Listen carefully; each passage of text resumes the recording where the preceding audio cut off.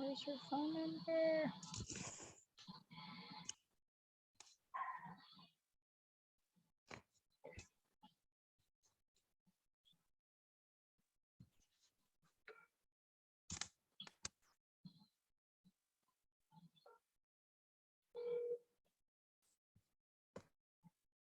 Hi, how are you? Hey, Katie, how are you doing? Good, thanks. How are you? I'm doing well, Just getting hot and muggy over by me. How's the weather over by you? It's not as bad as it could be. Okay, that's good. Yeah, it was definitely hotter earlier in the week, so I don't mind. Got it. So how has it been going? Tell me how you've been doing now with this new job, the new routines that are going on. Pretty good. So I start on Saturday with my new job, so I've been off still. Oh, right, because you had that week off. That's right. Yeah, so it's been good. I took some time to just have a few days of vacation and think about nothing but nothing, and just sort of like I said, do nothing. I went with my friend Kate, who and we just spent a few days in Portland, and we didn't really make any plans. We got a place to stay. We drove up there, and then just sort of did what we wanted as we wanted for 4 days, which is really kind of a nice way to do something different. That's freeing after having such a structured job like you had. Yeah, so it was when we wanted dinner, we looked for a place for dinner, or when we were we got up in the morning, it was do you want to go for a bike ride today? And that was kind of how we went about our time, and so it was kind of nice. So obviously I didn't be quite as mindful of some of the things I might normally if I was in my day-to-day, but I think for me just being able to do nothing was part of the process that I needed to. Oh, absolutely. And that probably was more healing for you than you stressing about what to eat. Yeah. Right? Yeah, and I mean, it was easy to sort of make mindful choices and pay attention to hunger cues rather than being well, I guess I should eat because I haven't, because it was just sort of well, what do you want to do now? Are you hungry? No? Okay. Do you want to do something till you are hungry? Right. Especially with the schedule you had. I mean, eating was kind of an extra. If you got to it, you got to it. If not, yeah, or a chore. So that was nice, and so obviously I didn't go shopping for gluten-free bread, but that's fine. Yeah, that's something you'll work on now, as you kind of get ready. So you're starting work when? I start this week. I'm training, so I have 8 to 8 Saturday, Sunday, Monday, and then I'm off again till Sunday. So I'll do 3 shifts this weekend coming, starting Saturday. So tomorrow I'll get myself together so that I can pack lunches, and so I don't have to figure out on the fly. That being said, I'm actually kind of lucky. The hospital is the largest building in a kind of a shopping complex, and there's a big Market Basket grocery store in the complex. So obviously permitting, if I needed to after grab, I'll have sort of good choices available to me. Right, more helpful choices for your body. Exactly. No. So it's good. I got a membership to a yoga studio that I like. It's 15-20 minutes from here, and I've been starting to do that. Yeah, we were I think, was it you? We were talking about you getting a membership. You were saying that you liked yoga. Good. Yeah. So I just sort of been restarting the small things that fell to the wayside, and then just I visited my mom yesterday, which was nice because I did nothing, and we worked in her garden this morning, and it was just sort of it was nice to do things that were just because we wanted to do them as we wanted to do them for a few days. Yeah, that's awesome, and that's going to be such a huge part of the balancing of the hormones, because you're not putting your body through so much stress. Now you're getting the opportunity to go with the flow, and it's a good, the I would say the one of the benefits to this job is that kind of schedule where, yeah, those days are you 4 days on? 3 days on and then the rest off and then 3 days back on? Yep. Yeah, so I think that's going to benefit you because you're not kind of getting into another job. I mean, granted, the one you had before, I don't think anything could have been as stressful as that one. I've never, Yeah, no, that it's was sort of like the top of the pyramid. Yeah. I mean, I think the only people who maybe have a more consuming job than I do are like those, hedge fund investment brokers who sit on the floor and are, there for when the Japanese stock market's open at 4 a.m. Like those people may be the only ones with worse lifestyle than I have. Yeah, that was rough, but it's still, you're not going into a job that's like a 5-day, 6-day thing. It's still going to be stressful in its own way. So, definitely we can support you on getting ready for that transition because, it's going to be almost exciting to start something new, but at the same time, you've gotten that taste of what freedom is like. Right. Yeah, So it's like, oh man, we got to go back to real life. Yeah, I have to say though, like I do like the structure of like having stuff to go to in my days. And it doesn't have to be like every second of my day is booked, but it is nice to sort of like have some sort of way to keep track of your days. And for me, 3 days a week is perfect because then I sort of get some freedom to do the things that I want to do. That I started a garden last week that has some vegetables growing, and it's small. It's like 2 raised beds on the porch and a couple hanging baskets, but it was enough that I was just like, this feels nice to do, because normally I would be like, that sounds like a nice idea. Right. So now having that time to take care of yourself is really important.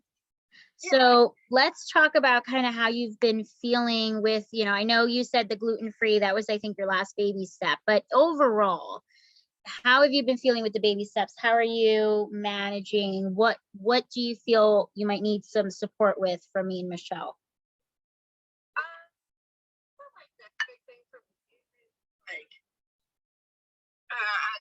At the risk of it sounding like, deciding to like treat it like a diet, but just sort of like buckling down and like actually like taking the time and like learning to listen to my hunger cues. And one of the things I was interested, because obviously Kate went through this program before me, and I think she's probably just finished, because I think she started like in the fall. Yeah, she just finished about a month ago, I think. Yeah, so just sort of like, some of the stuff we talked about, for me, because I think she and I are really similar, it's just sort of this, I'm less attached to finding a good sugar-free option so that I can have sugar-free cookies for the rest of my life. And I'm more attached to like, how do I get to this point in my life where I feel comfortable with deciding that today I want to have the cookie, or like tonight it's like would be nice to have a drink with dinner because that's like what I want to do with dinner, and just sort of like finding comfort in that place, or like how to make that decision, and then being like, what, I actually am full, or like I've had enough and don't need more. And so that's like really where I would love to focus my attention, is just sort of like the mindfulness more than anything. Because I really fall victim, because of the high stress lifestyle, to the mindlessness. Like it's super easy for me to be like, I'm hungry, I'll just eat this whole bag of potato chips. Right. And I don't want to just swap that with like, well, I'll just eat this whole bag of like Quest Doritos instead. Yeah, exactly. And a big piece of that, like you said, is the mindset, right? It's not even necessarily, if you really, really think about it, it's not even the food itself, it's the stress that comes with it. Right. So like, being able, like you said, to sit down and say, you know what, I'm going to have this cookie today. It's going to be my worth it moment, and I'm going to be okay with it. I know that tomorrow I'm going to have to change some things around to, put my body in a recovery state, especially, some people can eat like gluten and be okay. And not feel a response until a few days, other people could feel it within an hour. Right. Or some, like, like I have a gluten intolerance, but I don't feel it until I've had gluten, for a few days. And then boom, I start to have, immediate responses. And then I'm out for the count for like 2 weeks. Some people aren't like that, right? Some people can have, the high sugar items and they feel bloated right away and others don't. But what we often get fixated on is the feeling we attach to the fact that we made that decision. Right. And that's the big one for me, is like, I have it, and I have that sort of like immediate sense of like regret, like, oh, look at me, no self-control still. Well, talk to me about growing up. What was the relationship with food like when you were growing up? It was not that I had like a mother. I did not have a mom that was like, oh, you should eat that. Just like, you're getting too. I kind of had a mom who was the opposite, where she was like a feeder, and like it was always healthy food. She got good quality stuff and made well balanced meals. But I like always sort of this like, oh, it's just baby fat, or pulling my shirt down kind of thing. So I had this like weird, I could have whatever I want sort of, because nobody told me no, because nobody was like,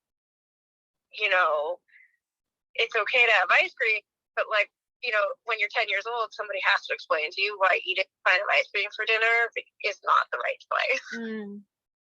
So I had a sort of strange food relationship growing up, and I got fairly large.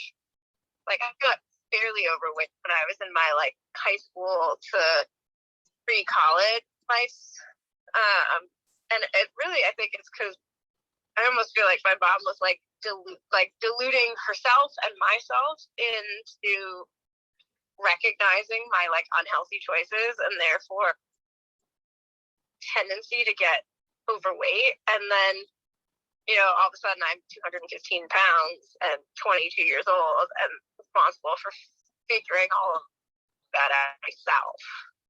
Right. So that, like you mentioned before, that mindless eating that you participate in started at a young age. Yeah, like very young. Like, I honestly don't know, because like I can't pinpoint a time where my mom ever said anything to me that was like, you shouldn't eat that, you should eat that, and like in whatever context, like mean or rather or not, like well intended. But I just like clearly needed some sort of guidance from the beginning, and I didn't get it. And my sister was sort of the opposite. She was like rail thin and tall forever until she got fairly sick with endometriosis, and so she's like the poster child for hormonal weight gain. So she sort of knows what she's battling, but I really never did until I figured it out for myself. And I'll like never forget being like, I don't know, I must have been like home visiting or something from college, and realizing that like dark on the back of my neck and like back of my knees that my mom was always like trying to wash as a like teenager was actually like pre-diabetes. And so you don't recall your mother ever kind of pointing those things out to you in any way, whether just because that's I would assume, being a parent myself, that we play a delicate balance in trying to make sure that we don't want our kids stressing about food, so we don't want them stressing about like, oh, you're not eating the right things, but in a way going the other extreme and not teaching proper food education on like what food does to us actually can then foster that mindless eating a bit. Yeah, and it's sort of interesting because now, like, a lot of the like conversation that like if we talk on the phone, she's like hyper fixated on food, and then if I come to visit, it's always like, we could get this. Like, everything is sort of hyper fixated on food, and it's almost like in a behavior pattern of somebody who's been starved, or like like everything is focused around sort of this like survival sense of food. And I was like, we've never been in a position, and like, if you ask me one more time if I'm making myself a good dinner in that like obnoxious baby voice, I'm gonna like hang up the phone on you. Right. You know? Like, yeah, like, Mom, I'm a grown adult. I could feed myself type of thing. Yeah, like, and it's wild that it bothers me so much. And I think some of it is because I'm sure there is some degree of resentment, but my mom never set me up to succeed. And so now, 3 years into my life, I'm like still struggling with a food relationship. Yeah, we often don't realize how, we don't really how do I explain this? Let me get my thoughts together here. There's a lot of us that have disordered eating that we didn't think we do until we actually start talking about it. And we're like, this is actually disordered eating, right? This relationship with food, right? For me, it was not eating all day and thinking that was okay, and then binging at night on the worst of things. That's disordered eating, right? Or being so stressed out that like there were times in my stress levels that if I did not get something sugary or sweet, I was going to leave my house and find it. That is just, right? Like, that's disordered eating. Yes. And I know that feeling. Yeah, and it often stems from what we saw, and it wasn't intentional, right? It's often not intentional how we're taught our relationship with food. But when we go the other extreme of trying not to talk about it because we don't want to make it overwhelming, then we're also inviting it to be mindless. Right. And I know that like some of it for my mom is like reactive part because she had a father who always was like concerned that she was too big and made a point of telling her, so she went the other way, and so I like essentially suffered just as hard. Yeah, and it wasn't mental abuse, right? It wasn't with bad intent. It was a mom that didn't have the knowledge, with most of us don't. I have a picky eater myself that I'm like, how in the world do two non-picky parents make such a picky eater? But I'm constantly trying to be mindful of what is the right thing to do or say so she doesn't have these struggles later on in her life, while I'm also trying to manage the fact that I need you to eat something, like just something. Give me something you're willing to eat. But it's usually not with the bad intent, but now it's figuring out, right, how to shed all of that upbringing so we can get to the core of who you are and what you need for yourself, and taking off what doesn't serve you, right? So your mom's essentially, her disordered eating or her poor relationship with food was projected onto you, whether she did it consciously or unconsciously. It happened. So now that's where that cycle of trauma that you hear often in psychology courses, that's where it comes into play. It's that, well, we, at least once you become mindful of it, you have to break it so that we don't keep passing it down. So let me just right here.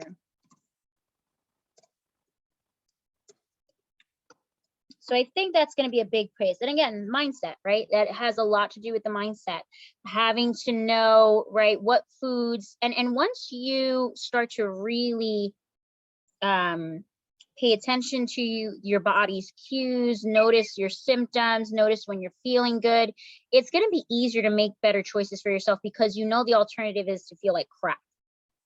Yeah. Right. But at the same time, those worth it moments. So I don't know if Michelle spoke to you about the worth it moments, but I always tell clients, it's not that we're never going to have sugar again. It's not that we're never going to have gluten again, or a glass of wine or whatever.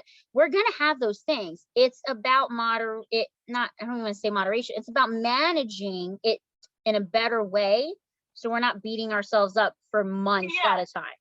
And I think that for me, I sort of am like, not stuck, because I'm like open to it, but it's sort of like this, I guess all of the language around sort of like having the things that you're not supposed to have is like, well, it's okay, if like once a month you maybe have a glass of wine. It's like, well, what if I want to have one every day for a week, and that's the okay choice too? Like, just finding like, where I feel comfortable with that, but also like can feel like it's still the right choice for me. And that's like never, even when I was like healthy and quote unquote healthy, of like exercising and well, it was just everything always felt like anytime I had one of those like indulgent things, it still was an indulgent thing that was like, this is just a one-time thing, and maybe there'll be another time, and it's like when you go out to dinner or whatever it is, and I don't want to have to feel like my whole life is ruled by making difficult decisions about eating. Absolutely. Because in that cycle of restrict, you then feel like, never mind, you know what, this isn't even worth it, or it might be worth it, but I'm not going to exert so much energy into it. I just want to enjoy life, right? So it's finding that balance. And I will say, just going through the program myself and seeing others go through it, I wish it didn't take time, but it does. And it takes a lot of self-reflection. It takes a lot of practice, just like building a muscle, right? If we want to get, we want to start to build muscle, it's not going to happen overnight. It takes going to the gym, working it out, getting sore, going to the gym, working it out, getting sore. There's going to be times where we're going to have to practice these things, and we're going to feel uncomfortable, and we're going to feel quote unquote sore about it. But then we're going to build that skill, that habit, that mindset over time, right? So there have been some clients that were very scared that they were going to feel so restricted. But once they started to see the changes happening and started to see there's other options out there, while also understanding that I can still enjoy things with my worth it moments, it became easier for them to manage it. So and Kate might have already kind of spoken to you about kind of her experience with that, being that she went through that the program herself. Yeah, and I mean, she's interesting. She made an interesting comment. She's like, sometimes it's super easy for her to choose not to have a drink now because she's pregnant, and so it's like that's the choice. And she's for almost sort of like a commiserate moment, because she and I share quite a bit. I was like, well, it would be nice to have such a strong motivator to choose to do that. But I was like, you know what? I need an internal motivator, not an external motivator. And that's just sort of your internal monologue that does that for you. And I need to, for lack of a better word, fix mine. Right. And it just come from a place of choice and support rather than self-flagellating. I know, it's really hard coming from. So I'm going to share with you my child development background. When I took child psychology courses, we often talked about intrinsic versus extrinsic motivators and value, right? So for example, my philosophy of teaching is kind of different from what traditional schools do. I don't really believe in the chart systems as much. I believe it to a certain extent. Children that are special needs often, respond really well to that because their brain needs that. But children that are more neurotypical, the charts, all the charts do is you're basically working to do something for an external reward, for external gratification, for external recognition, right? Versus I do this because it makes me feel good. It's the right thing to do. That's how we've all been raised in this country, right? Let's reflect on that. We've all been taught to get satisfaction from outside of ourselves versus within ourselves. Yeah. So, me being almost 32 years old, right? I now have to break 32 years of conditioning, programming, training, that I should be getting something from outside versus from getting it from myself. So when I say it takes time, it's because you're breaking apart 30 plus years of training, teaching, family, they're passing down their learning styles, their traumas, whatever the case may be. It takes the time. Now, the good news is that when you have the support system to back you up, it may not take as long as versus when you're trying to do this by yourself. Right. Yeah, and I think that's the biggest thing. And I think maybe one of the big mindset shifts that I've had since starting this, because I got to the point where I'm not really investing in this as well as I should be, because clearly I'm not really helping myself. And then sort of got to the next point where I was, Michelle and I talked about how the sugar-free cookies or the almond flour chips are like great options. And I was like, they are, but like at the end of the day, I don't want to still like be stuck in the same behaviors. It's just eating something that's quote unquote better for me. And so then I was sort of stuck on this sort of point of like, well, that doesn't help me either. And so then it was like, well, I can use this as a bridge. And I think the like biggest thing for me that I've sort of come to at this point is that I need to be nice to myself, because that's the hardest part. But B, it's like, what is the internal motivator, or like what is the voice that I need to hear to like get to that place? Yeah, because it's interesting. I feel like all the conversations I've had tonight, I've spoken to, now you're my third client, well, fourth client overall, but third tonight. We've all had the same conversation, which has been that mindset piece and the realization that no one else can do it for you, and that you need to find what your why is. What's the reason for doing this? Because until that's strong enough, your brain is always going to find ways to make excuses or to get around changing, because the why isn't strong enough. And you got to find that, like, what am I doing this for? What is going to make me change my choices that is worth it to do so? And until that is strong enough, it's going to be an uphill battle. Yeah, and I think that for me, my why has not changed necessarily. Maybe it's sort of like evolved and become more like, it obviously changes a little bit, but like at its core, it's like, I don't want to be at the mercy of like, I don't want my like food choices to be the predominant sort of driver of my day to day, of like feeling like guilt or not guilt, or like I want to be able to sort of like get up and have my breakfast or whatever, and then do the next thing that I do, and then sort of respond to the fact that I have a hunger cue, address it, and move on. Like, instead of feeling like I'm at the mercy of my cravings or lack of, or like needing to be like, oh, it's 4 o'clock, I should eat my snack because I haven't eaten all day. I just like, and I know that perhaps I'll never get to the point where I can, eat like somebody who doesn't have all these struggles, but I can at least like work towards it and find places. So for me, that's like really my why. And I think that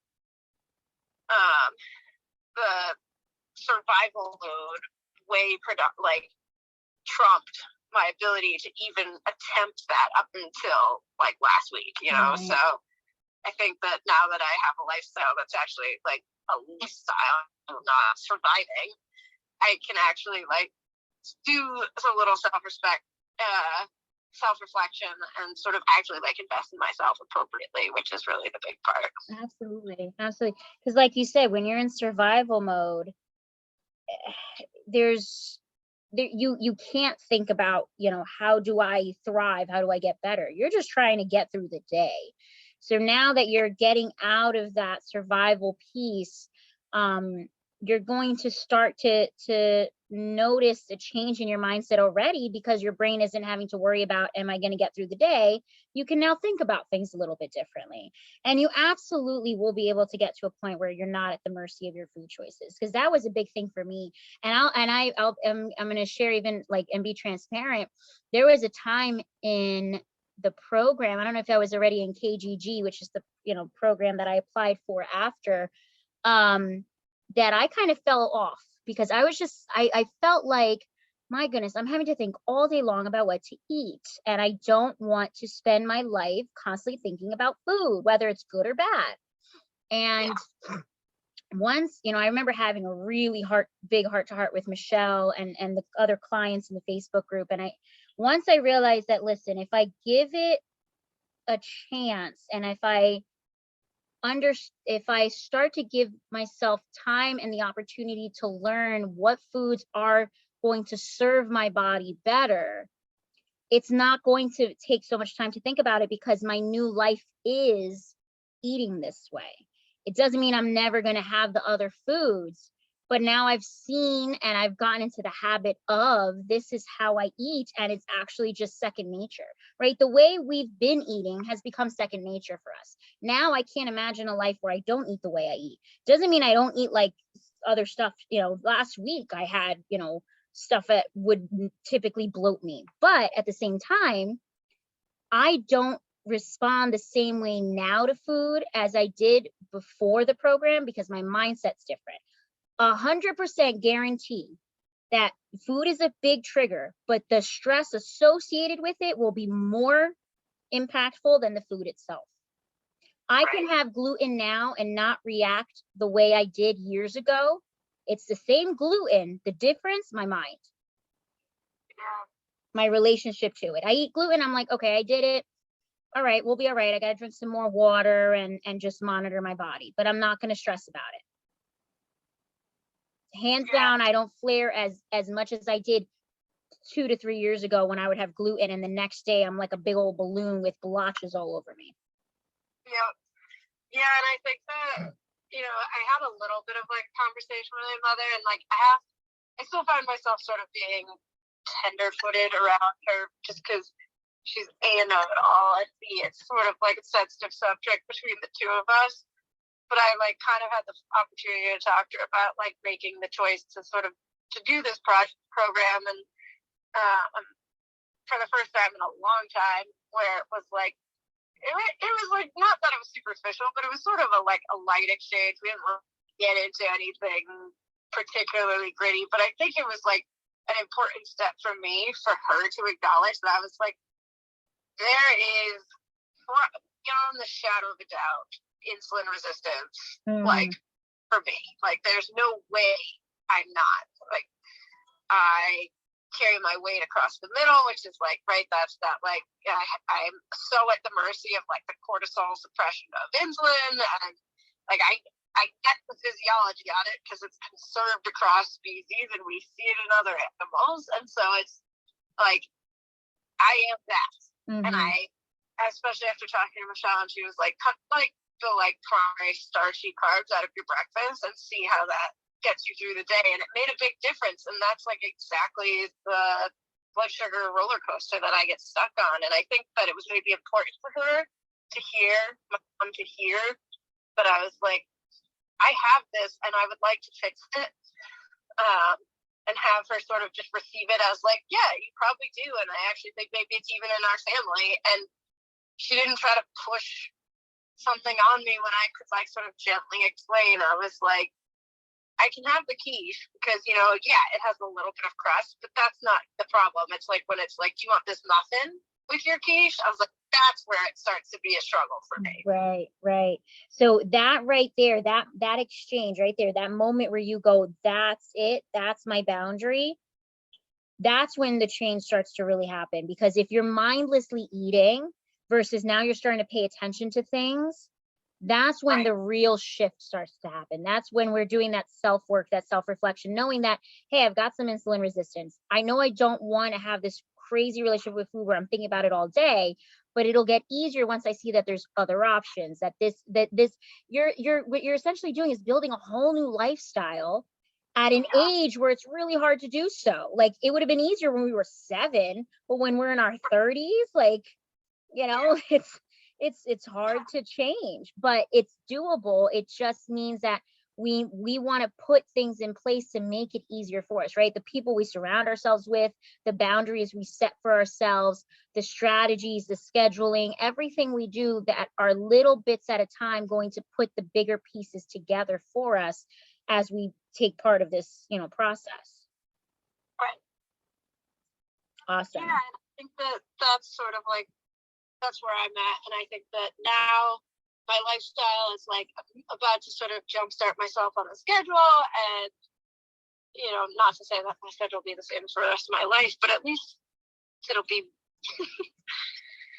so I'd like to sort of, manageable is a good word for it, but like sort of like clean slate it and be like, pick up the pieces that, I had tried my best with that was just sort of like scraping by on, and